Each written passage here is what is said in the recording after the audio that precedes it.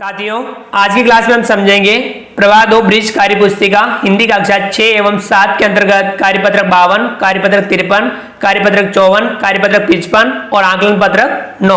चलिए शुरू करते हैं। कार्यपत्रक 52 पेज नंबर 72। दक्षताएं दिए गए अनुच्छेद को पढ़ सकना और दी गई जानकारी और तथ्यों का पता लगा पाना। शिमला के माल रोड पर जनरल पोस्ट ऑफिस है। उसी पोस्ट ऑफिस के एक कमरे में डाक छांटने का काम चल रहा है। सुबह के 9 बजे हैं। खिड़की से गुनगुनी धूप छनकर आ रही है। इस धूप का मजा लेते हुए 2 पैकर्स और 3 महिला डाकिया फटाफट डाक छांटने का काम कर रहे हैं। हमारे देश में अनेक ऐसे कस्बे, गांव और शहर हैं जहां डाकिया चिट्ठियां देने का काम करते हैं। पिन कोड का पत्र पहुंचाने में खास महत्व होता है। पत्र में शहर के नाम के बाद लिखे अंक को पिन कोड कहते हैं। पिन कोड 6 अंकों का होता है। पुराने समय में कबूतरों के द्वारा संदेश भेजे जाते थे। जब संचार और परिवहन के साधन कम थे, हरकारे पैदल ही आम आदमी तक चिट्ठी पहुंचाने का काम करते थे। आज संदेश भेजने के नए नए साधन उपलब्ध हो गए हैं। डाक बांटने में हवाई जहाज, पानी के जहाज और जाने कौन कौन से साधन इस्तेमाल किए जा रहे हैं। अब लोग नई तकनीकों जैसे ईमेल आदि से जुड़ गए हैं। अपनी बात कोई भी व्यक्ति तुरंत दुनिया के किसी भी कोने तक पहुंचा सकता है। अब हमें इन प्रश्नों के उत्तर देने हैं। प्रश्न 1, पत्र में पिन कोड कितने अंक का होता है? 6 अंकों का। प्रश्न 2, अगर आप किसी को पत्र लिखते हैं तो पते में यह जानकारी किस क्रम में लिखते हैं? गली मोहल्ले का नाम, घर का नंबर, राज्य का नाम, खंड का नाम, गांव, कस्बे, शहर का नाम। तो यहाँ किस प्रकार से लिखेंगे? सबसे पहले आएगा घर का नंबर, उसके बाद गली मोहल्ले के नाम, उसके बाद गांव, कस्बे या शहर का नाम, उसके बाद में खंड का नाम और उसके बाद में राज्य का नाम। प्रश्न 3, आज हम संचार के कौन कौन से साधनों का प्रयोग करते हैं? Mobile, computer, TV, telephone. अगला प्रश्न 4, दिए गए शब्दों के अर्थ लिखिए। क, छांटना यानी अलग अलग करना, गुनगुनी यानी कम गर्म, परिवहन यानी लाना ले जाना, हरकारे समाचार पहुंचाने वाले, तकनीकी प्राविधिक, ईमेल, इलेक्ट्रॉनिक मेल या इलेक्ट्रॉनिक संदेश। अगला प्रश्न 5, बॉक्स में दिए गए शब्दों का प्रयोग कर वाक्य को पूरा कीजिए। संदेश, कंप्यूटर, मोबाइल फोन। 6, इंटरनेट।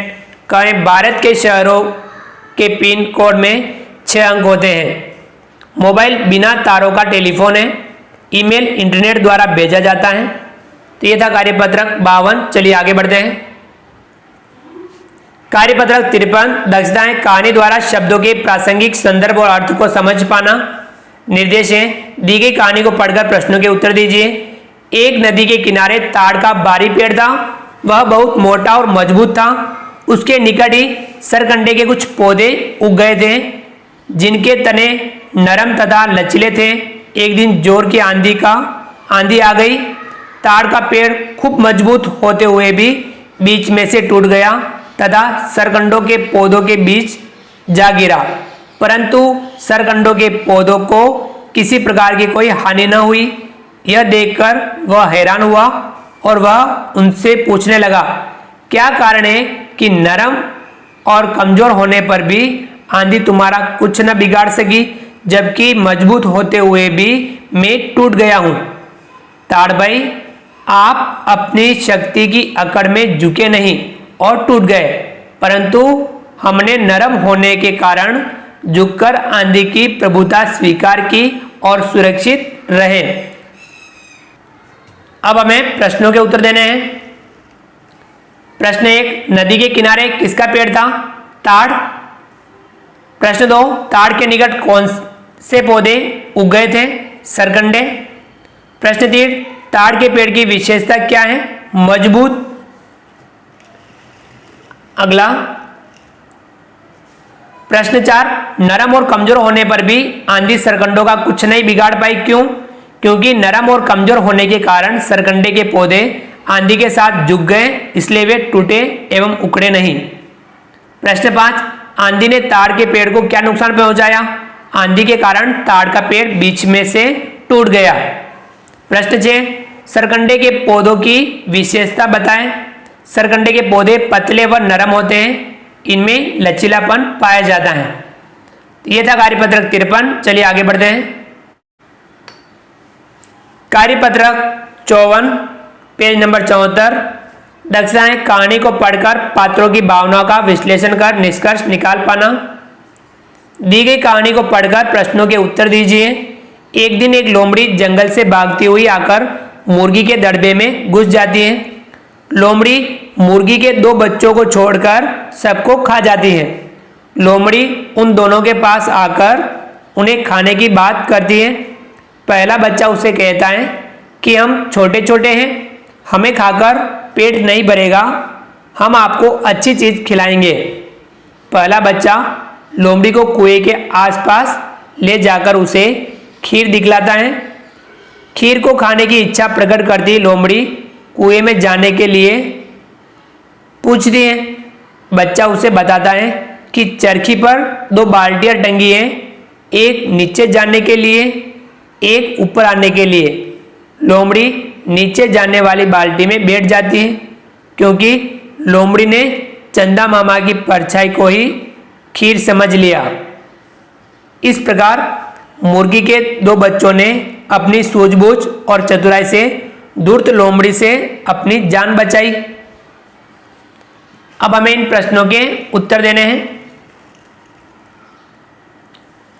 प्रश्न 1, किसने किससे व क्या कहा? किसने कहा, किससे कहा और वो क्या कहा? कहे हम छोटे छोटे हैं, हमें खाकर पेट नहीं भरेगा। ये किसने कहा? मुर्गी के बच्चों ने लोमड़ी से कहा, क्योंकि लोमड़ी उन्हें खाना चाहती थी। कहे चरखी पर 2 बाल्टियां टंगी हैं। मुर्गी का बच्चा लोमड़ी से कहता है ताकि लोमड़ी कुएं के अंदर चली जाए। गए हम आपको अच्छी चीज खिलाएंगे। मुर्गी के बच्चों ने लोमड़ी से कहा, क्योंकि वे खुद को लोमड़ी से बचाना चाहते थे। अगला प्रश्न 2, अगर आप मुर्गी के बच्चों की जगह होते तो लोमड़ी के साथ कैसा बर्ताव करते? हम भी लोमड़ी के साथ वैसा ही बर्ताव करते जैसा मुर्गी के बच्चों ने किया। अगला प्रश्न 3, इन क्रिया शब्दों से वाक्य बनाइए। सोचना, लोमड़ी ने सोचा कुएं के अंदर खीर है। झांकना, शेर ने कुएं में झांका। गिरना, पेड़ से फल गिरा। डरना, मैं सांप को देखकर डर गया। प्रश्न 4, वर्तनी सही करें। ये परछाई, तो यहाँ परछाई, जुरर जरूर, तारकीब तरकीब, बाल्टी बाल्टी। तो ये था कार्यपत्रक 54। चलिए आगे बढ़ते हैं। कार्यपत्रक 55, दक्षताएं, कहानियों को पढ़कर विश्लेषण कर निष्कर्ष निकाल पाना। हम कहानी पढ़ेंगे। दी गई कहानी को पढ़कर नीचे दिए गए प्रश्नों के उत्तर दीजिए। भावेश शाम होने से पहले अनिल और पंकज के घर पहुंच गया, लेकिन आशा और निर्मला नहीं आई। तीनों के पास साइकिलें थी। तीनों ने पास की इमारतों का दौरा करने का फैसला किया। तीनों लकड़ी के पुल से गुजरते हुए भावेश सूखे पुल के ऊपर बीच में रुककर पुल को ऊपर से लेकर नीचे तक ध्यान से देखता रहा। पुल के नीचे पहले ईंटों का आधार दिया हुआ था, जो बहुत बड़ा था और ईंटों का बनाया हुआ था। तीनों कुछ दूर आने के बाद एक खंडहर पर रुके, जो काफी पुराना था। उसकी ईंटें टूटी फूटी और बाहर निकल आई थी। वही पास में ईंट के भट्टे में कोई आग लगाकर ईंट पकाने की तैयारी में था। कोई ईंट बना रहा था, कोई उन्हें भट्टे में डाल रहा था, कोई मिट्टी लाता, कोई उसे गूंदता, कोई सूखी ईंट को सुखाकर भट्टे से ले जा रहा था। तो अब हमें प्रश्नों के उत्तर देने हैं। प्रश्न 1, भावेश शाम होने से पहले किसके घर पहुंच गया था? अनिल और पंकज के घर। प्रश्न 2, ईंटों के भट्टे में क्या क्या काम हो रहा था? मिट्टी लाने, गूंदने, ईंट पकाने का काम हो रहा था। प्रश्न 3, ईंट बनाने में किन किन चीजों का प्रयोग किया जाता है? मिट्टी, पानी, भूसा आदि। प्रश्न 4, दिए गए शब्दों के अर्थ लिखिए। खंडर यानी जर्जर, गूंदना यानी मिलाना, इमारत यानी भवन, निर्माण यानी बनाना। चलिए आगे बढ़ते हैं। अगला प्रश्न 5, ईंट बनाने की प्रक्रिया में हम मिट्टी का प्रयोग करते हैं, इससे पर्यावरण को नुकसान पहुंचता है। अपने शब्दों में लिखिए। ईंट भट्टों से निकलने वाले धुएं से वायु प्रदूषण होता है। प्रश्न 6, मिट्टी से ईंट बनती है, इसके अलावा मिट्टी से और क्या क्या वस्तुएं बनती हैं, उन्हें सूचीबद्ध कीजिए। मटकियाँ, खिलौने, दीपक, मूर्तियाँ, कुंडी, बर्तन, चूल्हा, सुराही, चिमनी इत्यादि मिट्टी से बनते हैं। यह था कार्यपत्रक 55। चलिए आगे बढ़ते हैं। आकलन पत्रक 9, दी गई कहानी को पढ़कर प्रश्नों के उत्तर दीजिए। आपने तरह तरह के घर देखे होंगे, आप जानते हैं घर में रहने के क्या फायदे होते हैं। अधिकतर घर अपने इलाकों में पाए जाने वाली चीजों से बनाए जाते हैं, जैसे समुद्र के किनारे के घरों में नारियल के पत्ते लगाए जाते हैं, जबकि पहाड़ों में घर पत्थर और स्लेट से बनते हैं। हर इलाके में अलग अलग तरह के घरों की जरूरत रहती है, क्योंकि हर इलाके का मौसम अलग है।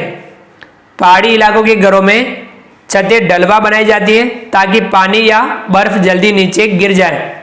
असम में बांस के डंडों से घर बनाया जाता है। राजस्थान के आदिवासी क्षेत्रों में सरकंडों से चोटीनुमा घर बनाए जाते हैं। कश्मीर में घर झील में तैरते हैं। अब हमें इन प्रश्नों के उत्तर देने हैं। प्रश्न 1, समुद्री इलाकों में कौन से पेड़ बहुतायत में पाए जाते हैं? नारियल के पेड़। प्रश्न 2, असम में घर किससे बनाए जाते हैं? बांस के डंडों से। प्रश्न 3, पहाड़ों में घर किन किन चीजों से बनाए जाते हैं? पत्थर और स्लेट से। अगला प्रश्न 4, पहाड़ी क्षेत्रों में घरों की छतें ढलवा क्यों बनाई जाती हैं? ताकि पानी या बर्फ जल्दी नीचे गिर जाए।